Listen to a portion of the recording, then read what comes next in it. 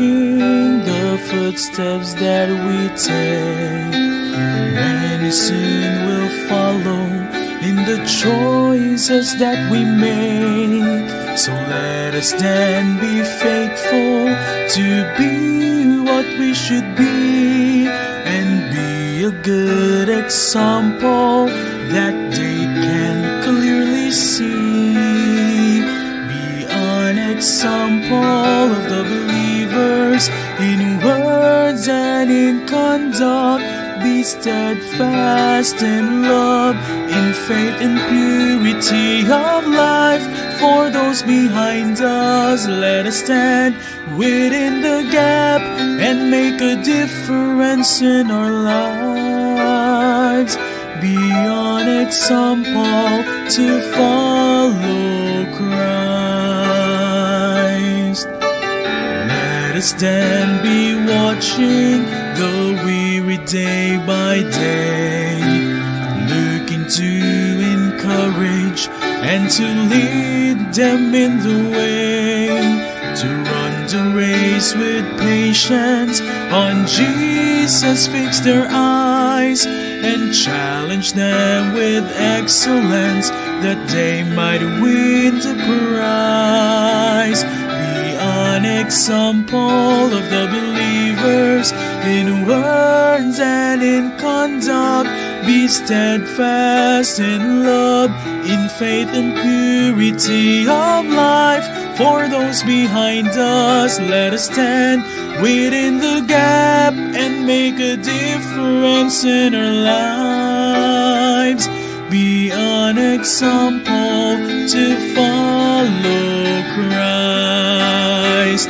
Be an example of the believers in words and in conduct. Be steadfast in love, in faith and purity of life. For those behind us, let us stand within the gap and make a difference in our lives. Be an example to follow Christ. Be an example to follow Christ.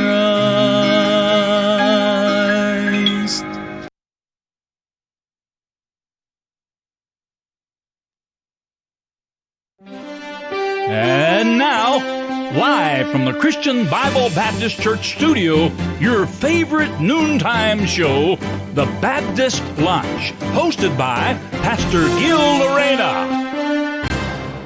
Alright, magandang tanghalian po sa bawat isa po sa atin. And once again, it's good to be back on your favorite noontime.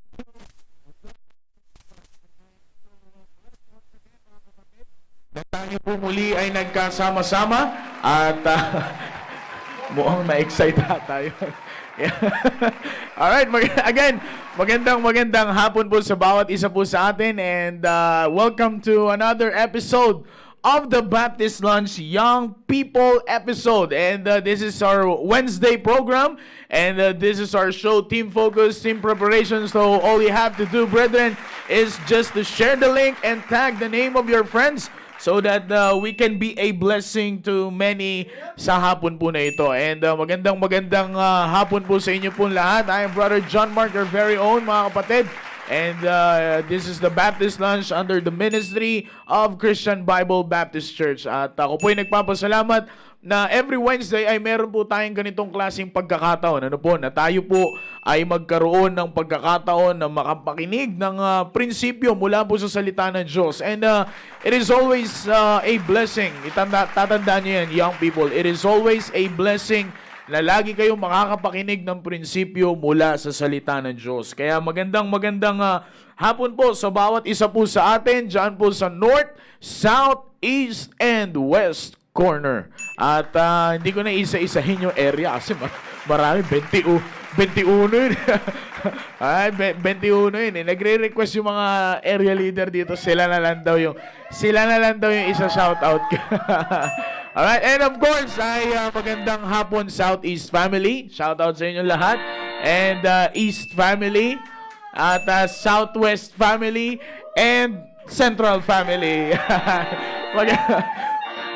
maganda.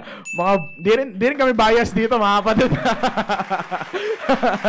Wala, baka sabihin nyo, namimili kami ng area. Hindi nyo makahalata sa amin. Alright, again, let's go on, mga kapatid. Again, magandang hapon po sa bawat isa po sa atin. And ngayon po ay ating pong ipagpapatuloy ang ating lesson all about the building blocks of characters. And right now, as you can see sa inyo pong mga screens po dyan, ang ating pong topic is all about the character of mind setting. Alright, the character of mind setting. Alam ko sa mga PSS students, alam ko narinig nyo to last Monday night sa preaching ni Sir RG. At narinig na rin niya ng area ko nung Saturday.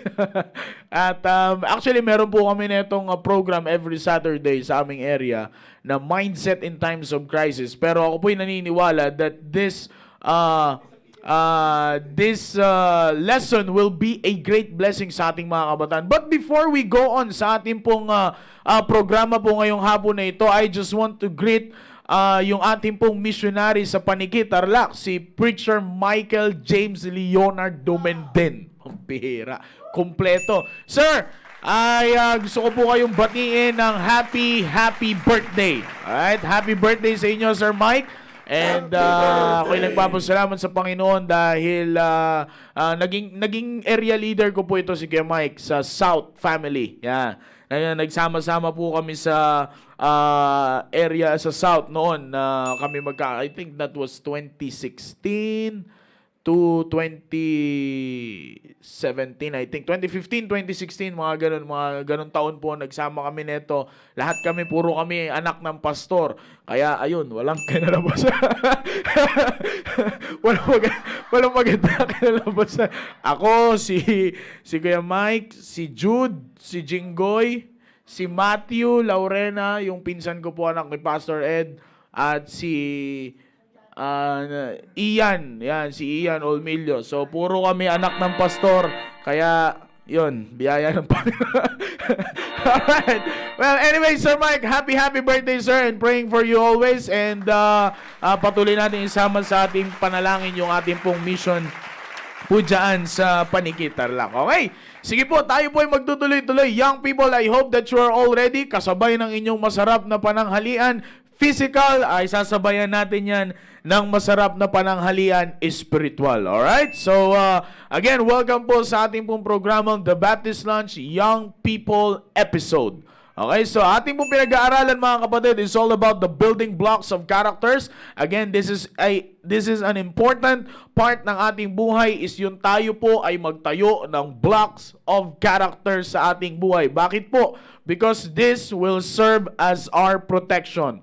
Okay? Alam natin, tayo ay namumuhay dito sa ibabaw ng lupa na ito. Sabi ng Bible, we are living in this present wicked world. So, asahan natin, young people, na hindi magkakaroon ng maayos sa ibabaw ng lupa na ito apart from the Word of God. Okay? So, kailangan natin, all we have to do, since that we are living in this present wicked world, all we have to do is to make a protection sa ating buhay. Mamaya mapagdadaanan natin yan. But gusto ko lang po, mga kapatid, na bigyan pansin po ninyo yung purpose po kapag sinabi nating building blocks of characters. Young people, listen carefully because this is very important sa ating buhay. Alam nyo, huwag kayong masasanay, sabi ko nga sa inyo, huwag kayong masasanay na gagawa kayo ng mga bagay sa ibabaw ng mundo po na ito na yung tipong masasabi natin na kayo ay sasakay lang, kayo ay magra-ride lang sa gustong mangyari ng mundo na ito. Alright? Better stop that kind of mentality, young people. Okay? So ngayon, namumuhay tayo in this present wicked world, then all we have to do, since na puro kasamaan, sabihin natin puro kasamaan because that's the reality. Yan ang sabi ng Bible, puro kasamaan na nangyayari. Okay? So, ang kailangan natin is mag-build tayo ng protection. Okay? And isa sa mga magbi-build, isa sa mga makakatulong na protection sa ating buhay is yung pag-build ng blocks of character sa ating buhay. Again, character is always, it talks about our attitude. Okay? It talks about the attitude, brethren, ng isang tao. Kaya nga po, ang maganda sa character is that you don't need anyone or anything na siyang magbo-boost sa'yo. Okay? Because the very meaning of the word character is consistently doing what is right. Kahit walang nakatingin sa'yo. Kahit nandyan kahit wala si nanay, kahit wala si tatay, kahit walang taong magpupuri sa'yo. Just, you will always do right consistently. Sa kadahilanan, alam mo na merong isang Diyos na nakatingin sa buhay mo. Kaya nga, kung yan lang ang iisipin mo, imagine mo yan, actually marami ito, ngayon magtatapos ang buwan ng September, pero hindi ito dito magtatapos, young people. Tuloy-tuloy pa ito. Itong pag-aaral natin about building blocks of characters. Sa kadahilanan nga po, mga kapatid, na ito ay napakahalaga sa ating buhay. Yung mag-build tayo ng blocks of characters, a wall of character, a wall that will serve as a wall of protection sa ating buhay. Now, last week, tayo ay nag-aral all about the character of prudence. Napakaganda ng topic natin na yun, the character of prudence. Kaya, ako'y naniniwala na ang bawat young people sa atin ay nagtitake heed dito sa ating pinag-aaralan. Okay? And ngayon, mga kapatid, napakaganda young people ng ating topic. It's all about the character of mind setting. Okay, it's all about the character of mind setting. Now, meron lamang akong babasahin sa inyong talata bago tayo magpatuloy, no? At bago tayo magpatuloy sa ating lesson, meron akong babasahin sa inyong talata that will serve as the basis ng ating pag-aaralan. Okay? Now, ang sabi po dito sa 1 Peter chapter number 1, 1 Peter chapter number 1 in verse number 13, there is a great passage right here, brethren, na siyang magpapaalala sa atin how important it is to have a character of mind setting. Okay? Ganyan po yan, mga kapatid. Sa pamamagitan po ng talata po na ito, dito po natin makikita kung gaano po kahalaga ang magkaroon ng character of mind setting. Ang sabi po dito ng Bible, 1 Peter chapter number 1 in verse number 13, "Wherefore, gird up the loins of your mind, be sober, and hope to the end for the grace that is to be brought unto you at the revelation of Jesus Christ." Now, I would like you to take notice of the first part of this verse. Na ang sabi po ng verse po dito, "Wherefore, gird up the loins of your mind." Okay? Gird up the loins of your mind. Yan po yung, dyan po tayo magdidwell. Dyan po sa talata po na yan. Okay? So, tandaan niyo po yan. Tandaan niyo po yung ating talata pong binasa. This afternoon, we will discuss the very thing that is important sa buhay ng mga kabataan. Okay? Ngayon pong hapon po na ito ay pag-uusapan po natin ang isang bagay na importante sa buhay ng mga kabataan na ang salita na kung saan hindi uso sa teenagers and young adults. That's the truth, brethren. Okay? Yan ang reality sa buhay natin. Ang ating pag-uusapan ngayon is all about yung salita na kung saan hindi uso sa mga teenagers and sa young adults. At yan ang tinatawag nating mind setting. Alright? Mind setting. A lot of young people nowadays, listen carefully, a lot of young people nowadays are afraid to have this kind of character. That's the truth. Tanggapin man po natin sa hindi, yan ang realidad ng buhay ng kabataan ngayon. Sabi ko nga sa inyo, i-discuss natin ngayon ang salita na kung saan hindi uso sa maraming kabataan ngayon. Teenagers and young adults. I'm talking about team focus and team preparation. Alright? So, yan po yung salitang mind setting. Okay? Na a lot of young people nowadays are afraid to have this kind of character. Okay? Now, bakit po? Alam niyo young people, dapat wag kayong matakot. Okay? Wag kayong matakot na magkaroon ng character of mind setting. Sabi ko nga po sa inyo, ayaw ng young people, maraming kabataan ngayon ang umaayaw sa gantong klaseng character. Ayaw nila nito eh. Ayaw nila ng mind setting. Kaya nga sabi ko sa inyo, hindi uso to sa atin. Hindi ito uso sa atin na kung saan i-entertain natin yung ganitong klaseng pag-uugali, yung ganitong klaseng character. But young people, dapat ninyong tandaan na wag dapat kayong matakot na magkaroon ng ganitong klaseng character. Huwag kayong matakot na magkaroon ng ganitong klaseng character. The character of mind setting. Because this will serve kung bakit hindi dapat kayo matakot na magkaroon ng ganitong klaseng mind setting as a young people. Because this will serve as a key na magkaroon kayo ng organisadong buhay bilang isang kabataan. Okay? Now, ang buhay dapat natin, young people, it should be a organized life. It should be an organized life. Dapat organisado ang buhay natin bilang isang kabataan.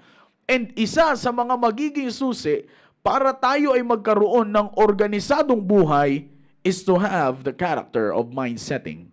Kaya nga sabi ko sa inyo, kaya nga makikita nyo, I mentioned this last week and for so many times, even pag ako'y nagsasalita po sa harap, naririnig nyo tong sinasabi ko sa inyo, so staying alive dito sa Baptist Lunch, every time, na makikita nyo kung bakit maraming kabataan ngayon ang pariwara ang buhay, kung bakit maraming kabataan ngayon ang parang hindi mo malaman kung ano ang direksyon ng kanilang buhay, it is because hindi organized yung buhay nila eh. Now, bakit hindi organized ang buhay nila? Wala silang character of mind setting. Kaya nga sabi ko sa inyo, young people,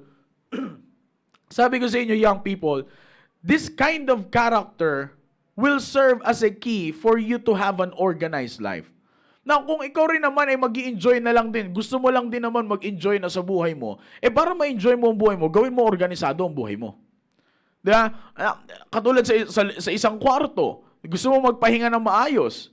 Diba? Gusto mo naman magpahinga ng maayos, pero magtataka ka minsan, hindi ka makatulog. Magtataka ka minsan, parang hindi ka makakilos ng maayos. Parang hindi ka makapagpahinga. Yung comfort na hinahanap mo sa isang kwarto, hindi mo makita. Now, bakit? Tingin ka muna. Tingin ka muna sa paligid mo. Baka hindi na organize yung kwarto mo. Baka makalat na dito. Baka sumobrang sikip na. Baka masyado ka na, baka ang cabinet mo sa loob ay 10, tapos ang kama mo ay queen size bed. Talagang kahit gaano kalaki ang kama mo, hindi ka makakatulog doon sa sobrang sikip. Di ba?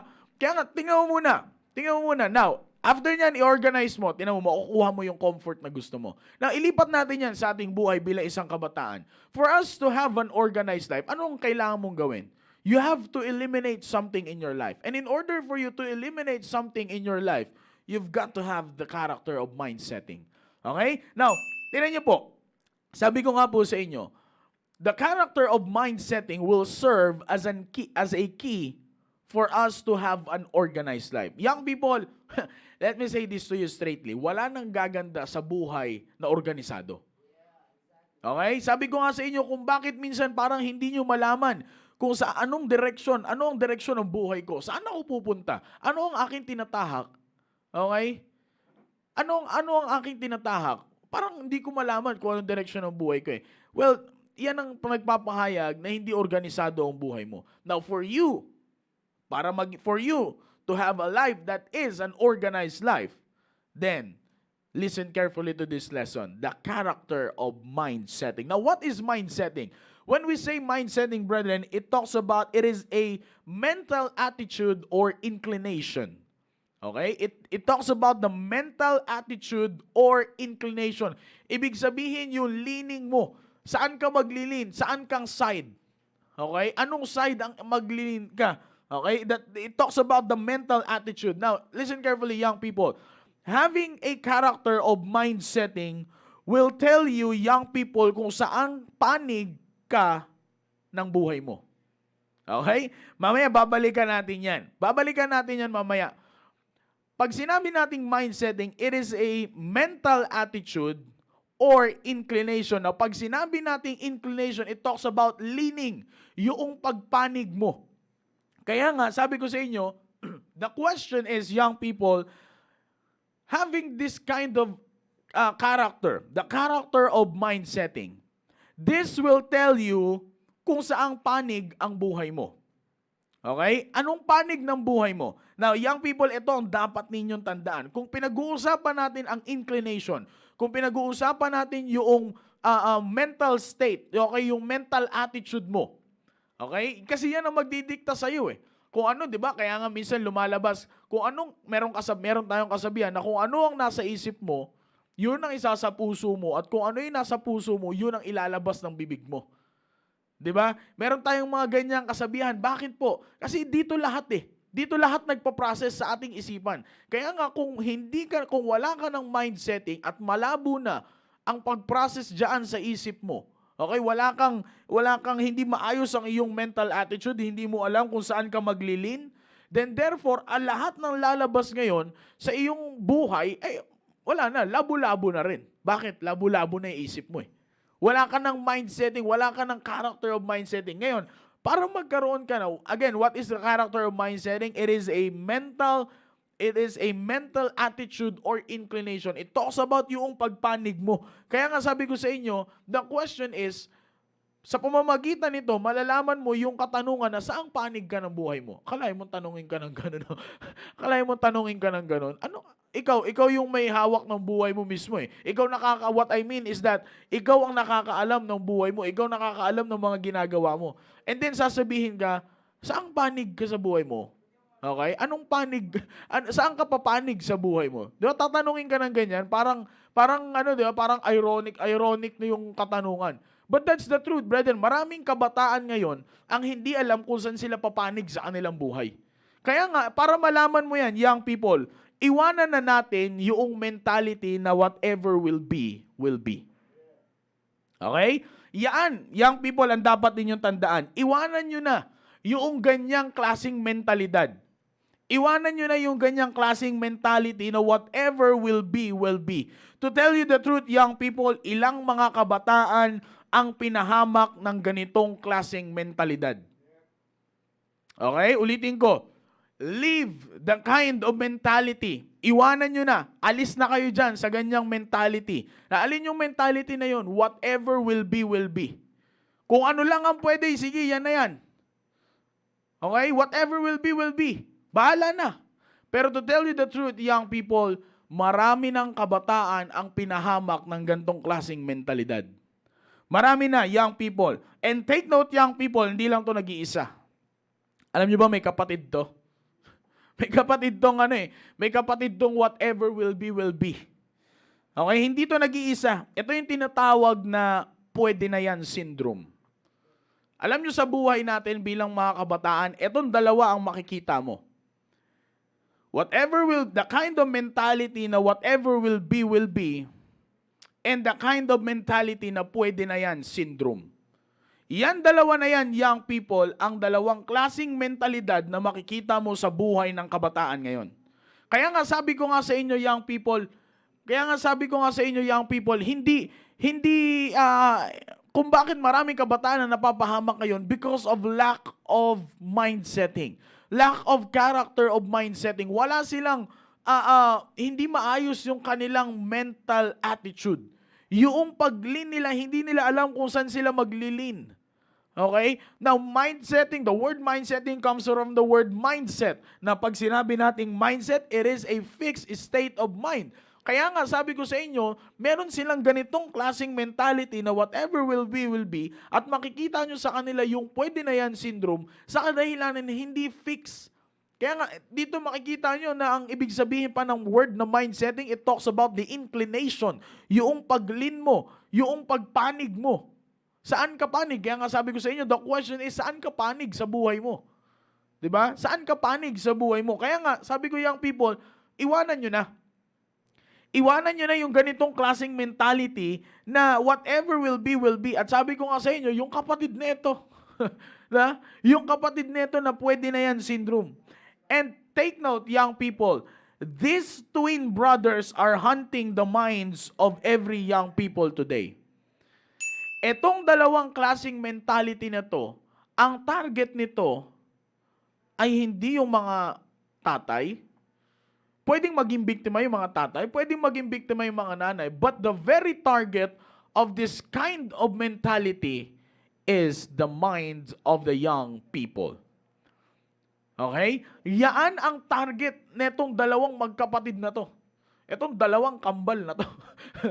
Okay? Kaya sabi ko sa inyo, these twin brothers are hunting the minds of every young people today. Okay?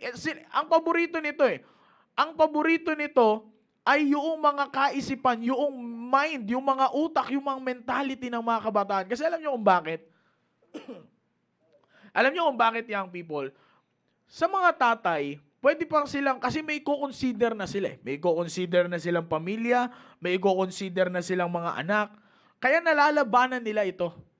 Pero alam nyo ba, young people, etong gantong klaseng mentality, yung whatever will be, and pwede na yan syndrome, kung bakit young people ang pinaka-target nito, kasi alam ng Diablo na happy-go-lucky ang gusto ng young people.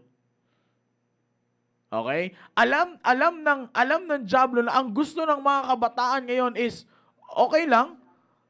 Ang gusto ng mga kabataan ngayon, ito lang yung gusto ko mangyari, ito yung gusto ko mangyari sa buhay ko, kaya kung ano man yung lalabas sa buhay ko, pwede na yan. Pwede na yan. Wala tayong magagawa. Yan na yan eh. So, pwede na yan. Okay? Pwede na yan. So, ganyan ang gustong klase ng buhay ng mga kabataan ngayon. Okay? Kaya nga sabi ko sa inyo, these twin brothers will hunt the minds hunting the minds of every young people today. Kaya nga, if we will let these twin brothers affect our minds, then asahan mo na bilang isang kabataan na hindi magiging maayos ang buhay mo. Okay? Medyo malakas yung natin. Okay? Asahan mo na. Asahan mo yan, young people. Tandaan mo yan. Kapag hinayaan mo na itong gantong klaseng mentality na whatever will be, and pwede na yan syndrome ang makaapekto sa kaisipan mo, then asahan mo, hindi ka magkakaroon ng maayos na buhay. Asahan mo na yung maayos na buhay ay malayo sa iyong vocabulary. Bakit? Nasanay ka sa ganong mentality. Kaya nga sabi ko sa inyo, young people, sabi ko sa inyo, this will hunt us. Ito yung nag-hunt sa kaisipan ng mga kabataan. Ang paborito netong kaibiganin. Ang paborito netong pagtambayan is yung utak ng mga kabataan. Now, imagine mo, kung masasanay ka sa whatever will be na kind of mentality, saan pupunta ang buhay mo? 'Di ba? Saan pupunta ang buhay mo? Kapag nasanay ka sa gantong klaseng mentality, saan pupunta ang buhay mo? Kapag nasanay ka sa pag-uugali na pwede na yan syndrome, saan pupunta ang buhay mo? Ha? Saan pupunta ang buhay mo? Na pag gumawa ka ng ganito, sasabihin mo, pwede na yan. Di ba? Pag gumawa ka ng ganito, hindi, okay na yan. Na, kapag nasanay ka sa ganyang klaseng mentality, you think meron pang patungo ng buhay mo bilang isang kabataan? Now, wala. Kaya nga, kailangan mo ng character of mind setting. You have to fix your mind. Okay? It talks about the inclination. Saan ka papanig sa buhay mo? Kaya nga, dito, young people, in the text that we've just read, the command is we should gird up the loins of our mind. Nakalagay dyan sa Bible ninyo. 1 Peter chapter number 1, verse number 15. Ang sabi dyan ng Bible, wherefore, gird up the loins of your mind. That is the command, young people. Gird up the loins of your mind. Now, let's focus on the phrase, gird up the loins of your mind. Okay, dyan tayo magpo-focus. The word geared. Okay, now kung alam ko kumakain kayo, but mamaya, kung ma-replay nyo ito at merong, by any means, ay matatandaan nyo itong sasabihin ko, maganda to. Okay, now the word geared, it means to prepare. Okay, yan, yung salitang geared dyan sa 1 Peter chapter 1, verse number 13, it talks about to prepare. And the word mind, it talks about the intellect. Okay? Now, the Bible says, wherefore, gird up the loins of your mind. Now, anong ibig sabihin yan? By implication, it means yung gird up the loins of your mind, it means, young people, prepare yourself for something difficult or challenging.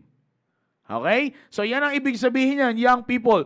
To gird up the loins of your mind, it means to prepare yourself for something difficult or challenging. At sa buhay natin bilang isang kabataan, maraming sa tingin natin ay mahirap gawin at kung ano yung mahirap gawin sa atin mga kabataan, yun yung challenging para sa atin. Pero the Bible says, as a young people, since na young people ang kausap ko ngayon, bilang mga kabataan, teenagers ka man o nasa young adults ka man, nasa team focus ka man, nasa team preparation ka man, gird up the loins of your mind.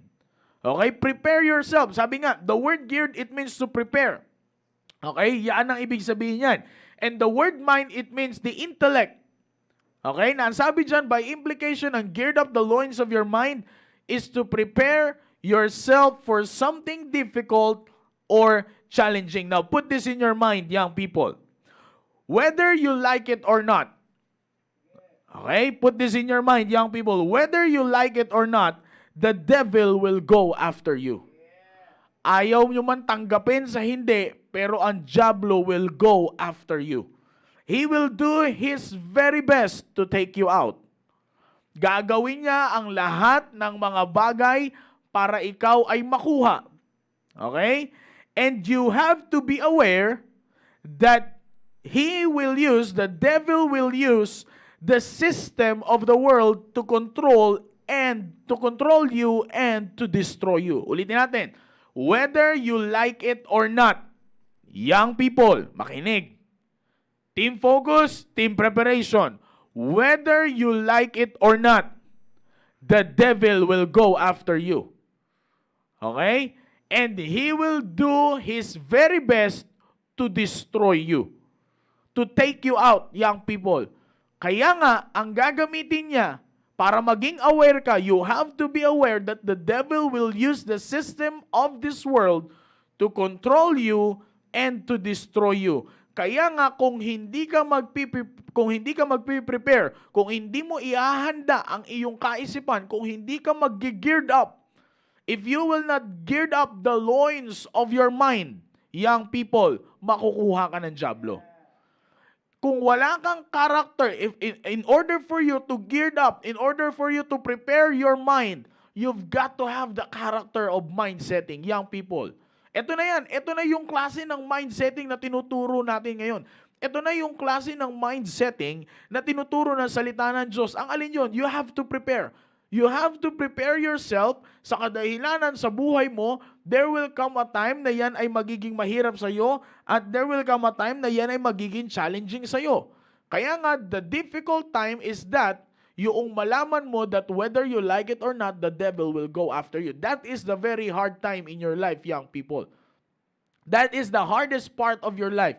Yung malaman mo na ang diablo ay gusto kang makuha. Bakit? Hindi mo naman kita ang diablo eh. Hindi mo naman alam kung ano ang plano ng diablo para sa iyo. But the good thing about this, young people, we have the word of God na nagsasabi sa atin, geared up the loins of your mind. Yun ang pinakamaganda diyan kasi ito na yung pinakasandata natin laban sa ating kalaban. Salita ng Diyos. Kaya nga, hindi mo alam kung paano aatake ang diablo sa iyo.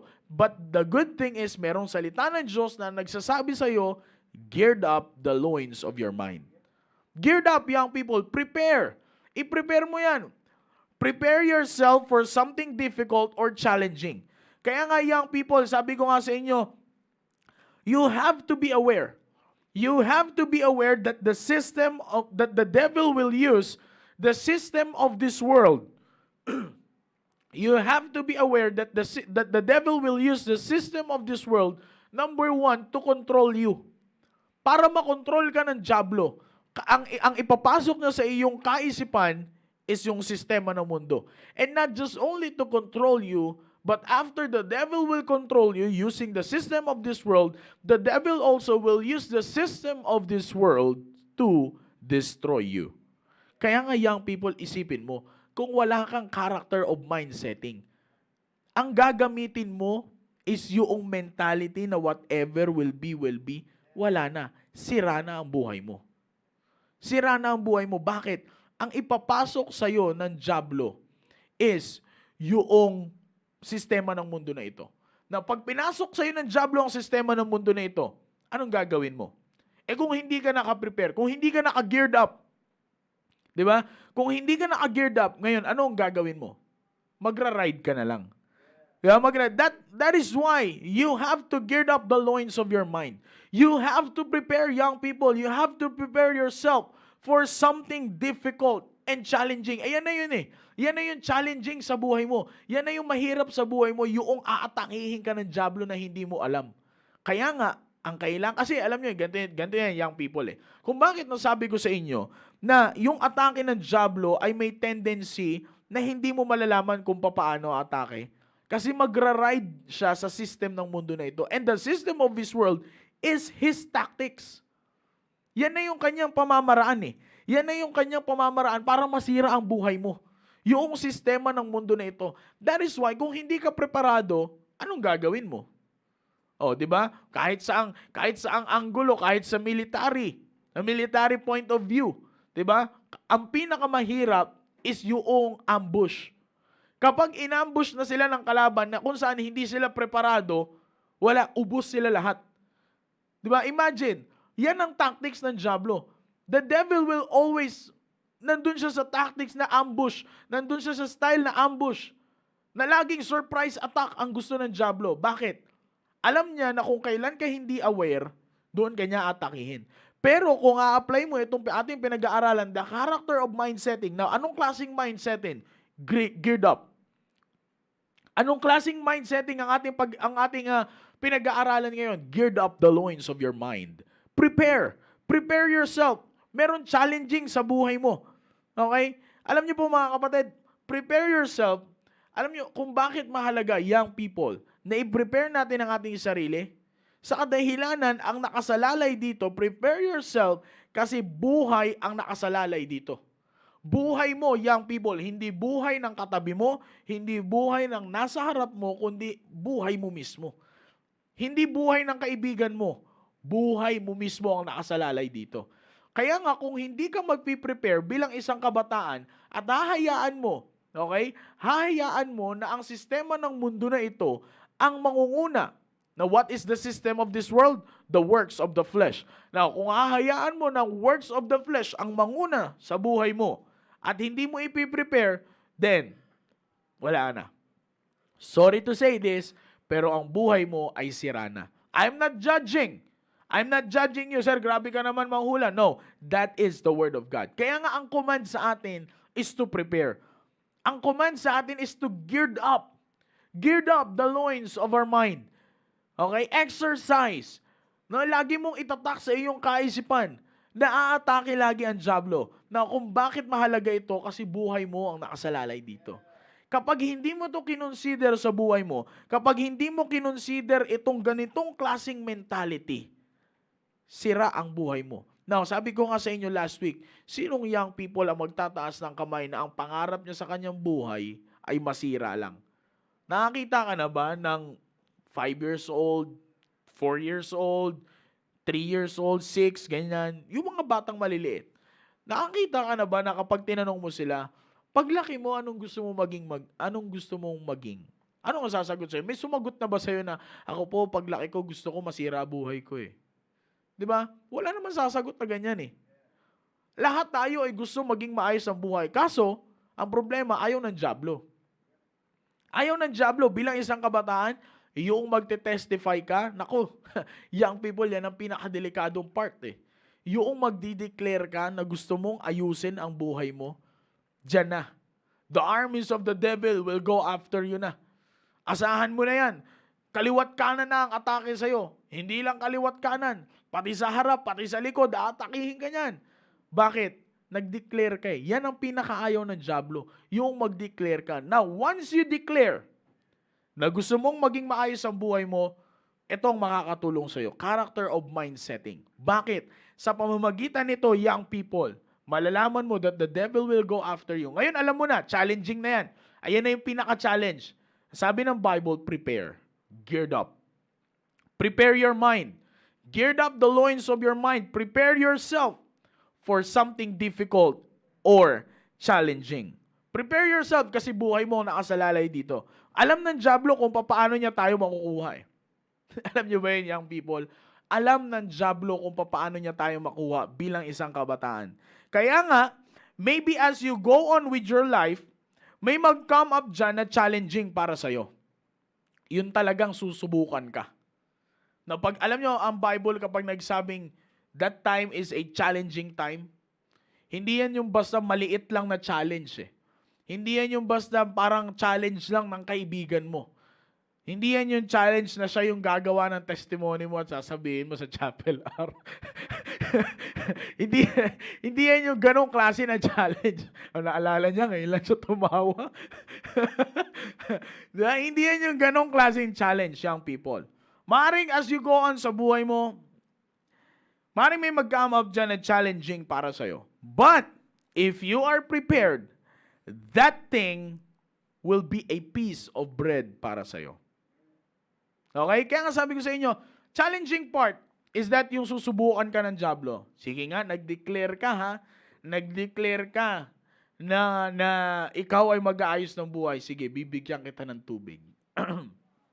Okay? Uhaw ka ngayon, di ba? Uhaw ka, bibigyan ka ng tubig. Pagbigay sa'yo ng tubig, anong klaseng tubig yan? Lahat ng mga inaasam-asam mo sa buhay mo, ibibigay niya sa'yo. Sige, bigay ko sa'yo yan. Gusto mo, mag-aayos ka pa rin ng buhay? Sige ka, mawawalan ka ng ganito. Mag-aayos ka ng buhay? Sige, mawawala sa'yo yung ganito. But, if you are prepared, kung alam mo na, since ako ay nag-declare, alam ko, ang dyablo, grabe ang atake sa akin ngayon. Ngayon, nag-declare ako, if you are prepared, if you geared up the loins of your mind, young people, sabi ko nga sa inyo, that challenging thing would be a piece of bread para sa'yo. Okay? Mas maganda siguro kung wala nang gagalaw dyan. Okay? That thing would be a piece of bread para sa'yo. Tanda mo yan, young people. Kasi kung preparado ka naatakihin ka ng dyablo ngayon. Kasi nag-declare ka, well, easy na lang sa'yo yan. Kumbaga sabi nga natin sa colloquial na pananalita, sisiw lang yan. Bakit? Hindi ka sa nagmamagaling. Hindi ka sa nagpapahayag na ako malakas, ako lang ang sakalam. No, hindi yun. It's not about that. It's about the principle that comes from the Word of God. Na anong sabi diyan? The principle of mind setting. Ano yun? Geared up the loins of your mind. Prepare. Yes, maaaring sa una, parang mahirap gawin. Yeah?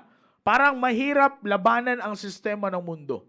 Totoo yan. Bilang isang kabataan, maraming kabataan ngayon ang hirap na labanan ang sistema ng mundo na ito. Marami.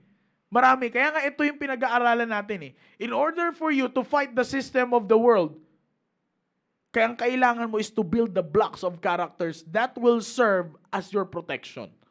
Bakit? Kapag nag-build ka ng wall, maaaring makapasok ang kalaban, pero madali mong mapigilan. The point is, young people, hindi ka mapipenetrate. Hindi ka makukuha. Kung gusto ng dyablo ng laban, then lalabanan natin yan. Now, anong klaseng laban? To build the wall of character. To build the blocks of character. And that blocks natin binibuild ngayon is the character of mind setting. Maaring sa una, mahirap labanan ng sistema. But if you are prepared, sabi ko nga sa inyo, malalabanan mo yan. Sa una, mukhang mahirap. But if that is for the betterment of your life, do it. Do it. Maaring sa una, mahihirapan kang labanan. Lalo na kung ikaw lang mag-isa. Totoo yan, young people. Sa circle of friends na tinatawag mo, maaring ikaw lang mag-isa ang lumaban dyan. Okay? Maaring ikaw lang mag-isa ang lalaban dyan. Pero kung yan ay para sa ikakaayos ng buhay mo, if that is for the betterment of your life, do it. Have this kind of character. The character of mind setting. Okay? Sabi ko nga, all you need to have is a character of mind setting. Sabi ko nga sa inyo, this kind of character will determine, naalala nyo to, sinabi ko kanina, young people, this kind of character will determine kung saan ka nakapanig na side ng buhay mo. Alam nyo ba yan, young people? Yung pagkakaroon ng character of mind setting, that will tell you kung saan kang panig ng buhay mo. Anong panig yung sinasabi ko? Panig ng kaayusan o panig ng kasiraan? Kalahin mong tanungin ka ng ganyan, no? Saan panig ka ng buhay mo, brother, sister? Saan ka panig ng buhay mo? Panig ka ba para sa ikakaayos ng buhay mo? O panig ka para sa ikasisira ng buhay mo? Kung wala kang character of mind setting, halimbawa, tanungin ka ngayon ng ganyan, saan ka panig? Sa or? minsan ganyan ang sagot natin. Namimiloso po pa tayo. Doon ako sa or, para kahit saan pwede. Kaya ngayon yung tatanggalin natin. Yan yung tatanggalin nating klaseng mentality. Yung whatever will be, will be. and yung pwede na yan syndrome. Sa buhay natin bilang isang kabataan, hindi pwede yung pwede na yan syndrome. Bahala na si Batman. Hindi pwede yan. Dinamay mo pa si Batman, tagapagtanggol nga siya ng naaapi. Dinamay mo pa. Di ba? Hindi pwede yan. Hindi na pwede yung wala na, bahala na si Batman dyan. Okay na yan. Pwede na yan. No, hindi yan. Hindi pwede yung kay Kuya Mike lang yung pwede na yan. Hindi, sa kanya lang yun. Bayaan nyo na kay Kuya Michael de la Cruz yun. Bayaan nyo na yun sa kanya. Pero sa buhay natin, young people, hindi pwede yung ganun. Hindi pwede na kung ano yung, alam nyo yung salitang, alam nyo to. Alam nyo yung salitang, hindi pwede yung salitang, kung ano lang yung trip nyo, yun na. Kung alam nyo nang pinagtitripan kayo ng Diablo, kung ano lang yung trip nyo, yun na rin. Di ba? Hindi pwede yung ganun. Kaya nga, you've got to have a kind of mindset. The character of mindsetting. Okay? Kaya nga sabi ko sa inyo, that will determine kung saang panig ka ng buhay mo. Panig ka sa kayusan? Kung panig ka sa kayusan ng buhay mo, then learn to have this kind of character. Learn to have this kind of character. Pero kung panig ka sa kasiraan ng buhay mo, bahala ka na sa buhay mo. Bahala ka na sa buhay mo. Okay? Kaya nga, young people, the devil knows how to do it. Alam ng Diablo kung paano gawin yan. Kaya nga, prepare yourself. Not just prepare yourself, young people, but take note of this. Hindi mo lang basta ihahanda ang sarili mo, but also you have to brace for impact. Not just only to prepare yourself, but also you have to brace for impact. Alam niyo kung bakit maaaring sa pagkakaroon ng ganitong klaseng mentality, ang magiging impact sa'yo, sabi ko nga sa inyo kanina, ang magiging impact sa'yo nito, maaaring lalayuan ka ng mga taong malalapit sa'yo.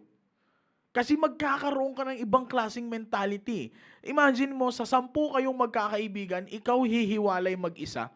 Sabi ko nga sa inyo, yung kasabihan na majority always wins, pag in-apply mo yan sa buhay mo bilang isang kabataan, walang maayos na buhay ang kabataan ngayon. Bakit? Anong majority ngayon? Anong ginagawa ng majority na kabataan ngayon? Diba? Makikita mo ba na sila ay sumusunod sa prinsipyo ng salita ng Diyos? Hindi. So kung papairalin natin sa buhay natin yung majority always wins, walang matinong kabataan ngayon.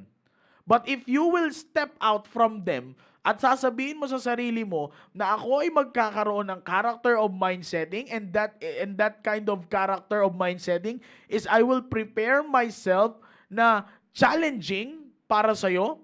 Okay? I will prepare myself na maaring merong difficult and challenging time, but preparado ako. Sa biyaya ng Panginoon, preparado ako na sasabihin ko, alam ko aatake ang Diablo, but by the grace of God, I will do it.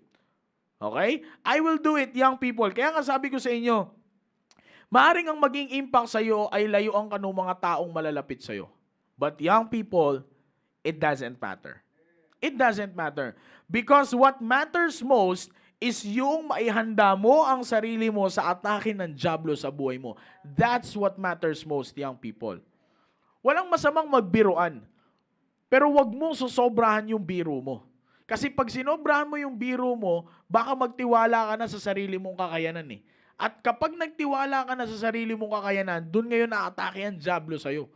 At kapag umatake na ngayon ang Diablo sa'yo at hindi ka preparado, hindi ka geared up, hindi ka preparado na ito na yung challenging time sa buhay mo, ito na yung pinakamahirap, wala na. Hindi ka na, tapos malalaman mo na ikaw lang mag-isa ang gagawa. Yung mga dating malalapit sa'yo, lalayuan ka, hindi ka preparado, wala na. You will compromise. But if you have the character of mind setting, prepared ako. Sa biyaya ng Panginoon, sabi ng Bible, I will gird up the loins of my mind. I will prepare myself for something difficult or challenging na papasok sa buhay ko. Kaya nga sabi ko sa inyo, kung may lalayo man sa'yo, it doesn't matter. Because what matters most, young people, I'm talking to you, team focus, team preparation. What matters most is yung maihanda mo ang sarili mo sa atake ng Diablo sa buhay mo. And para maihanda mo ang sarili mo, you've got to learn to have a character of mind setting. You've got to learn to have a character of mind setting. Let us accept the fact, young people, na a lot of us ay mahina sa bagay na ito. Tanggapin natin yan, young people. That is the reality. Tanggapin natin yan na marami sa atin na mahina sa bagay na ito. Yung magkaroon, kaya nga sabi ko sa inyo maraming takot na young people na magkaroon ng ganitong klaseng pag-uugali. Maraming takot na young people na magkaroon ng ganitong klaseng attitude. Magkaroon ng ganitong klaseng character. The character of mind setting. Pero tulad nga ng sinabi ko sa inyo, kanina, ito ang magiging susi para tayo ay magkaroon ng organisadong buhay bilang isang kabataan. I'm not just talking about sa team focus. Imagine niyo, kung kayo ay meron ng character of mind setting, fix na yung kaisipan nyo na dito ako nakapanig para sa kaayusan ng buhay ko. Imagine mo, 13 years old ka pa lang, ang nakatatak na sa isip mo, magkakaroon ka ng buhay na maayos. Yan ang nakatatak sa isip mo. And once you declare that, prepare yourself. Brace for impact. Maaring may lalayo sa'yo. Kasi yan ang pinakamahirap yung peer pressure. Yan ang pinakamahirap, young people. Kapag lumayo na sa'yo, yung mga taong malalapit sa'yo, na kapag tagapagtanggol mo sa mga ginagawa mo sa magulang mo, pag yan na lumayo sa'yo, yan na yung sinasabi kong brace for impact. Brace for impact. Just prepare yourself. Kaya mong gawin yan. Sabi ko nga sa inyo, eto yan, young people, huwag kayong matakot gumawa ng isang bagay para sa ikakaayos ng iyong buhay. Huwag kayong matakot. Kung yan ang magdidetermine, okay, sa pamamagitan neto ng pagkakaroon ko ng character of mind setting, ito ang magsasabi para sa ikakaayos ng aking buhay, then I'll grab it. I'll take the opportunity. Okay, walang risk dito. Hindi uso dito, I will take all the risk. No, walang risk. Para to sa ikakaayos ng buhay mo, anong risk dito? Di ba? Walang risk dito. Wala kang itataya dito. Ang kailangan mo lang gawin is to prepare yourself. Yan ang sabi ng Bible. Gird up the loins of your mind. Have the character of mind setting. Teenager, 13 years old, yan ang nasa isip mo. Nasa panig ka ng ikakaayos ng buhay mo. Now, young people, it's a team preparation naman. Kung bakit? Preparado ka na, sabi mo ready ka na. Pero bakit parang sa bandang dulo na wala ka? Di ba? Bakit? Akala mo kasi, prepared ka na. Pero the truth of the matter is, nagtiwala ka sa sarili mo. Kaya nga sabi ko sa inyo, as you take this character, hindi ito, okay, preparado ako para sa akin. Ako nag-prepare sa sarili ko. No, it's not about you. It's about the Word of God. Na nagsasabi na mag-prepare ka. Kasi kung wala ang salita ng Diyos sa buhay mo, wala rin. Wala rin mangyayari. Wala rin mangyayari. Ngayon, tinuruan ka, itong pinakamaganda ngayon. In application to this, young people. Sa character of mind setting, ang nagturo sa'yo, salita ng Diyos. Kung ang nagturo sa'yo ng character of mind setting ang salita ng Diyos, huwag kang lalayo sa salita ng Diyos. Kasi ang nag-prepare sa'yo, hindi yung sarili mo. Ang nag-prepare sa'yo sa atake ng dyablo, para malaman mo, ang atake ng dyablo, ang nag-prepare sa'yo, is ang salita ng Diyos. Siya ang nagturo. Salita ng Diyos ang nagturo sa'yo para maging preparado ka. Kaya nga kung salita ng Diyos ang nagturo sa'yo, huwag kang lalayo sa salita ng Diyos. Huwag kang lalayo sa salita ng Diyos. Ang problema, maraming kabataan ngayon, salita na ang Diyos ang nagturo para magkaroon ka ng character of mindset. At the end, or sa gitna ng buhay mo, lumayo ka sa salita ng Diyos. Tinanggal mo sa picture ang salita ng Diyos. Nasaan ka ngayon?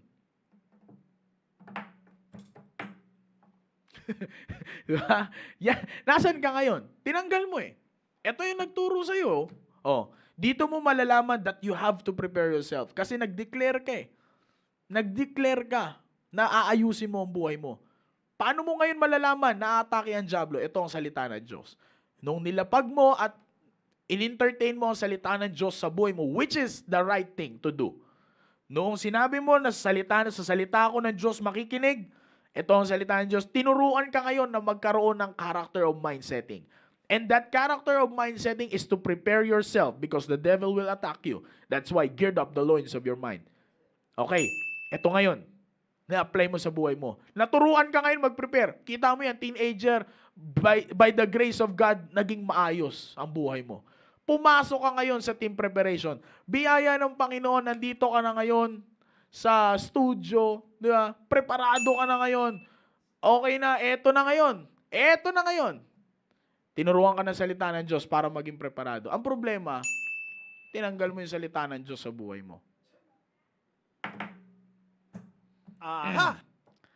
Young people, Aha! alam niyo kung anong mangyayari kapag tinanggal mo ang salita ng Diyos sa buhay mo?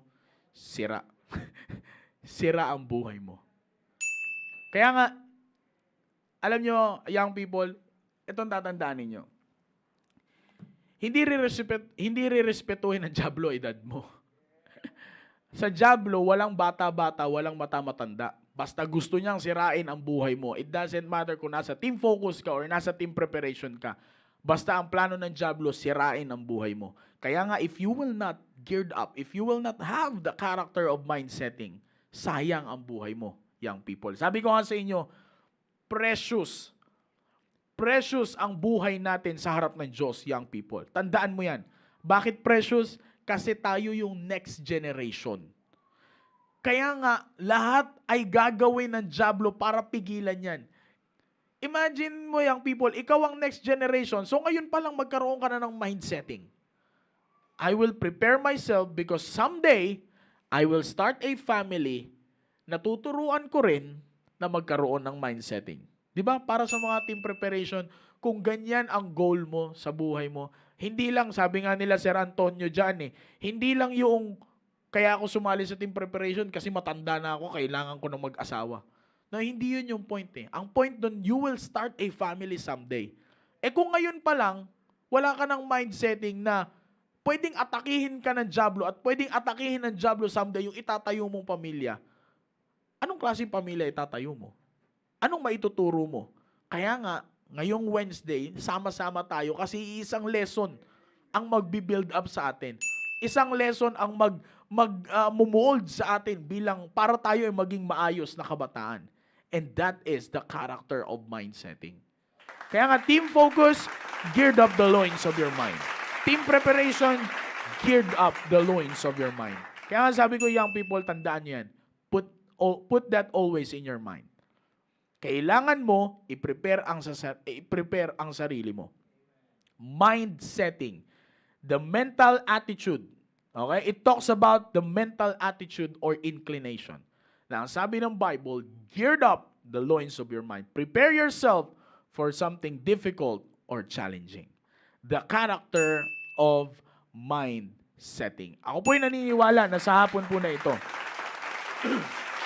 sa hapon po na ito ay meron po tayong natutunan. No? Kaya alam nyo, young people, napakaganda ng ating pinag-aaralan. Building blocks of characters. You have to build. Young people, kung ang gobyerno ay may planong build, sa buhay mo, kailangan mo rin mag-build ng blocks of characters. Yan ang magsuserve as your protection.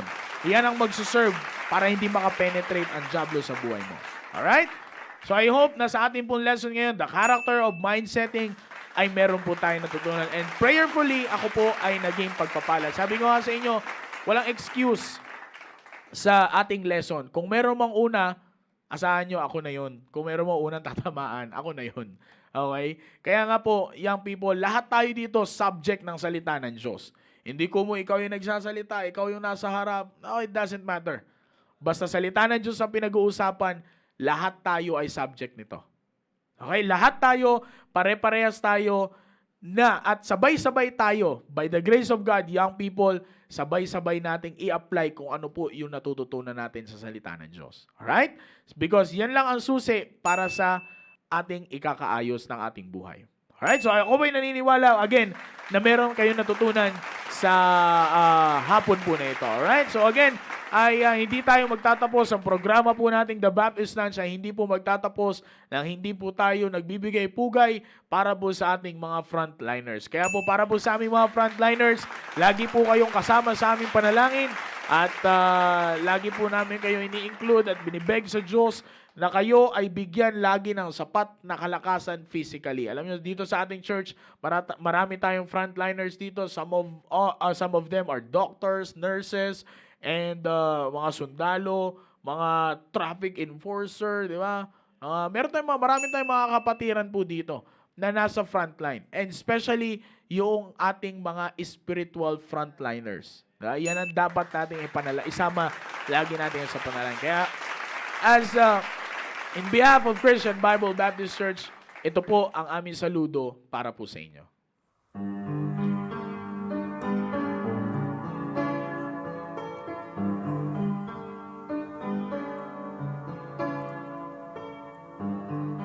See all the wounded,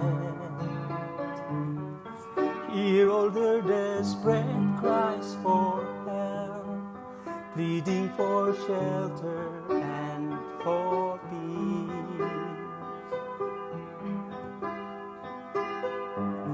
Our comrades are suffering, come let us meet them at their need. Don't let a wounded soldier die. Come let us pour the oil, come let us bind the hurt. Let's cover them with a blanket of His love. Come let us break the bread, come let us give them rest. Let's minister healing to them. Don't let another wounded soldier die.